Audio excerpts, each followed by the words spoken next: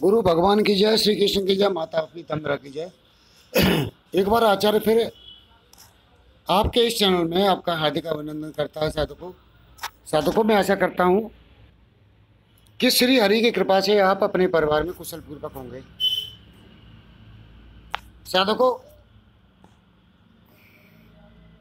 कुछ साधकों ने मुझे मेरे व्हाट्सएप पे मैसेज करके कहा था कि गुरु जी एक ऐसी कोई उपासना भेजिए या साधना भेजिए डालिए जिससे अदृश्य हुआ जा सके। साधकों, तो साधकों बहुत विश्लेषण के बाद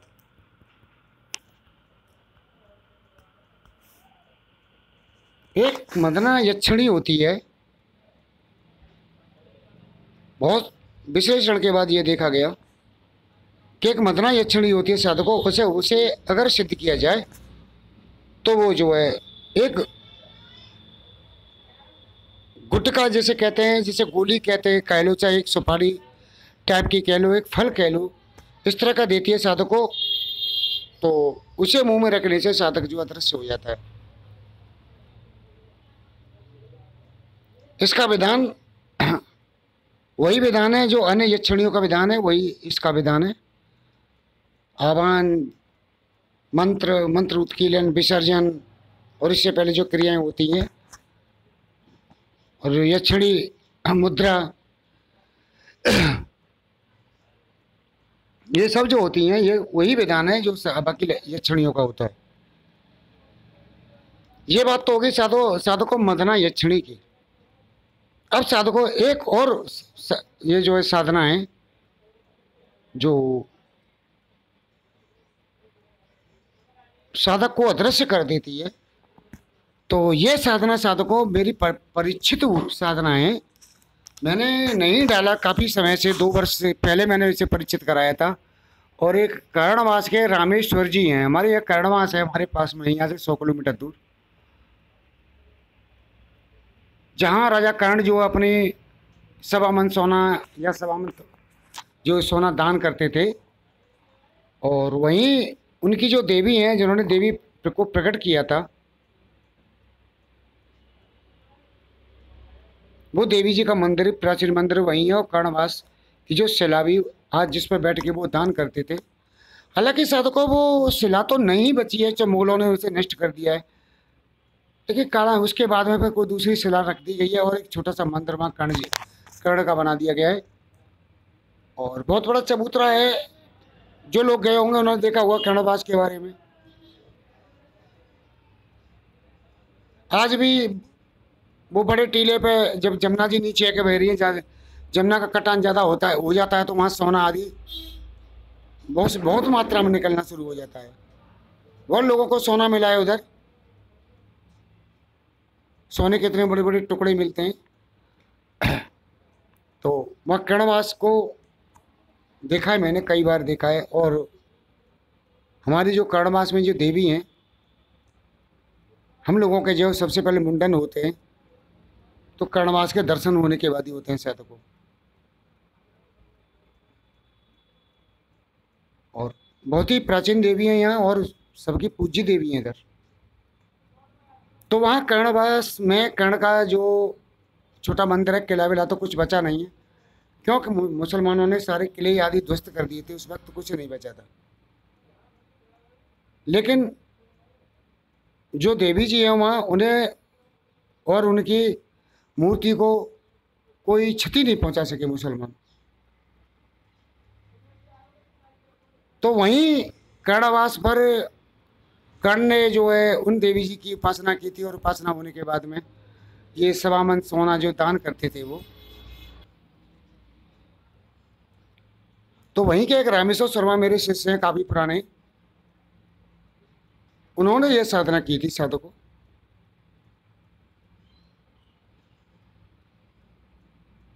तो उनका अनुभव मैं आपको बता रहा हूं,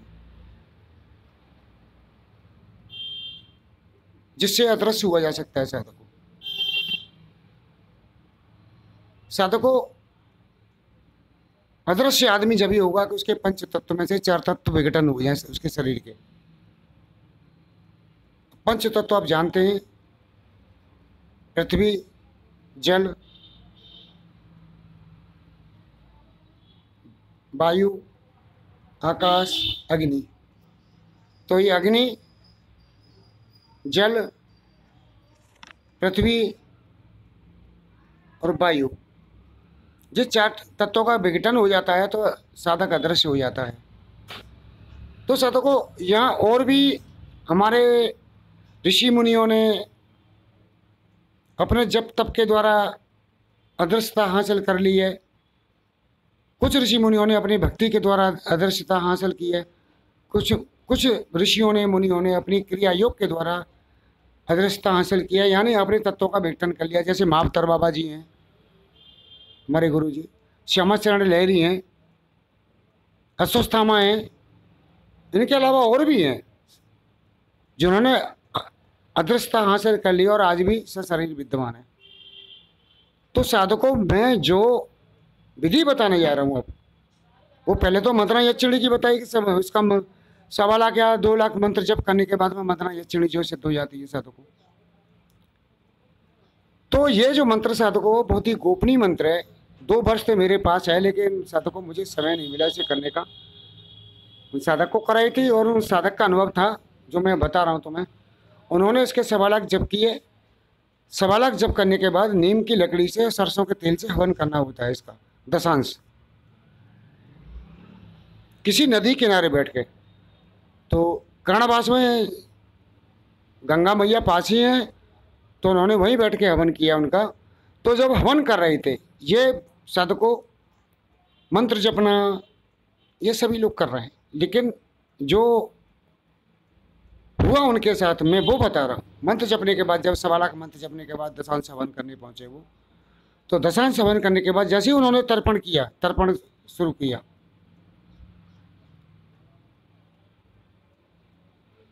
तो जमुना का पानी गंगा मैया का पानी साधकों उनके चारों तरफ आके बनने लगा। गंगा मैया का पानी उनके चारों तरफ आके भर गया। ऐसी लगी, हालांकि वो किनारे से काफ़ी दूर बैठे थे, थोड़ी दूर, जैसे 3 या 4 मीटर 5 मीटर दूर बैठे थे,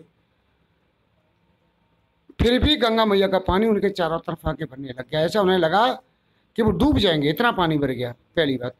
दूसरी बात, इतनी तेज़ हवाएं चलने लगी साधकों, इतनी तेज़ हवाएं चलने लग गई कि जैसे एक तूफान होता है, और वहाँ कोई मानक मीटर तो था नहीं कि 100 किलोमीटर या 50 किलोमीटर की स्पीड से थी, बना लिया तूफान जैसी हवा चलना शुरू हो गई थी।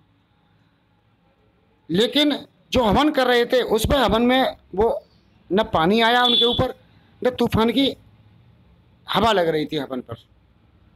बात यहाँ विचित्र थी। और साथ में ही साधकों मिट्टी का ढेर लगना शुरू हो गया पानी के अंदर। कभी पानी बढ़ता तो कभी मिट्टी का ढेर बढ़ना शुरू हो जाता, और आकाश में बिजली गरजना शुरू हो गई उनके सिर के ऊपर। तो ये विचित्र स्थितियां उनके पैदा हुई। तो उनके मन में आया, क्या हो सकता पानी में मेरे पानी मुझे डुबो दे। अकेले थे, कोई था नहीं, हवन चल रहे, उनका तर्पण चल रहे थे।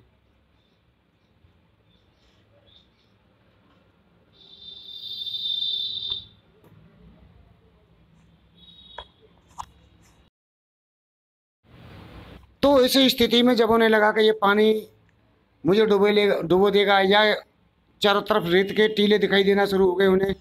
रेत कभी पानी दिखाई देता उन्हें, कभी रेत दिखाई दे रहा था कि रेत के टीले चारों तरफ मेरे हो रहे हैं।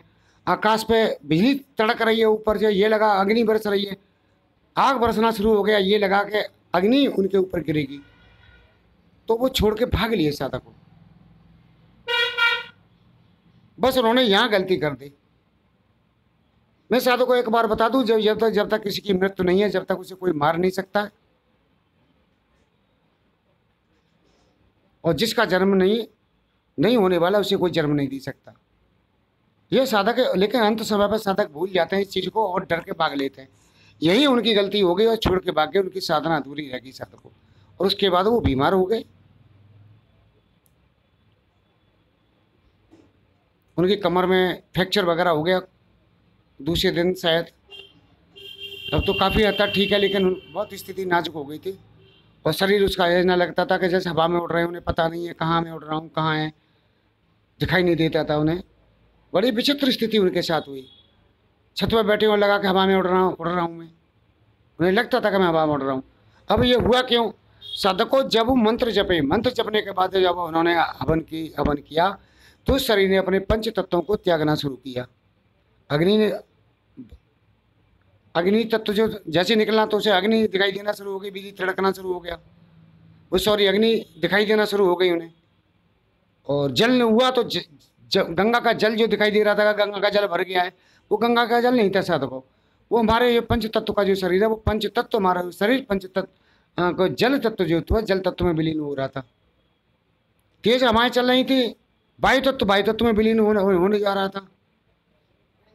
आकाश तत्व में विलीन हो रहा था, आकाश में बिजली कड़क रही थी। बालू के ढेर दिखाई दे रहे थे, मिट्टी के ढेर दिखाई देना शुरू हो गए, हमारा वो पृथ्वी तत्व में समावेश होने जा रहा था। वो साधकों तर्पण करने के बाद मगर वो उनका मार्जन कर लेते तो उनका पूरा शरीर में पंचतत्व विघटन हो जाते और उन्हें मन चाहे वक्त दृश्य और दृश्य की क्षमता प्राप्त हो जाती कि वो कहीं भी पानी में, जल में, आकाश में, वायु कहीं भी विचरण करने की क्षमता प्राप्त हो जाती साधकों को। लेकिन अब दुर्भाग्य कहें साधकों या कर्म के लिए कहें, कुछ भी कहें, वो उनकी साधना अधूरी रह गई साधकों। और ये 2-2.5 वर्ष हो गए इस बात को। मेरे कई बार मन में आया कि मैं वीडियो डाल दूँ साधकों, ले मैंने उनके बारे में न वीडियो कभी बना के नहीं डाला। अब कुछ साधकों ने मुझसे मांग की कि सर गुरु जी कोई ऐसी साधना हो, तो मैं ये अनुभव उन्हें बता रहा हूँ, आप लोगों के सामने शेयर कर रहा हूँ। तो ये स्थिति हुई और ना ही साधकों मुझे समय मिला 2 साल में कि मैं इस साधना को कर सकूं। हाँ, मैं अवंत अकादमी में मुझे लगा कि मैं जो है ये बारिश बंद हो जाएगी, बारिश बंद के बाद अवंत अकादमी 1-2 महीने 3 महीने जो भी टाइम लगेगा गर्मियों में, क्योंकि जाड़ों में बीमारी ज़्यादा फैलती है, डॉक्टर पेशेंट तो ज़्यादा आते हैं, जाड़ा में नहीं आते, तो ये 3 महीने में यहाँ से निकल जाऊँगा और ये सारी साधनाएँ 3 महीने में सिद्ध करनी है साधकों। ऐसी एक साधना साधकों, मैंने एक वीडियो देखा था जो कलकत्ता में किसी साधक ने की थी, उसके गुरु ने करा दी थी। तो वो चोरी करता था साधु अदृश्य होकर, किसी चीज़ को छू लेता था वो अदृश्य हो जाती थी, किसी चीज़ को छू लेता तो उसके साथ ही अदृश्य होकर चली जाती थी वो। तो उसने बहुत सा सोना वोना जोड़ लिया, लेके पाप कर्म करे। इसके बाद एक दिन गुरु आए उसे और उसकी सारी शक्तियाँ छीन के चले गए। तो कुछ साधकों ये प्रमाण हैं हमारे पास, आपके पास, कैसा कुछ होता है। तो साधकों इसी के साथ मैं जो आपसे विदा लेता हूँ, अगले वीडियो में फिर मिलूँगा। ये वीडियो कैसा लगा साधकों, जब तक के लिए जय श्री कृष्ण, जय श्री कृष्ण, जय श्री कृष्ण।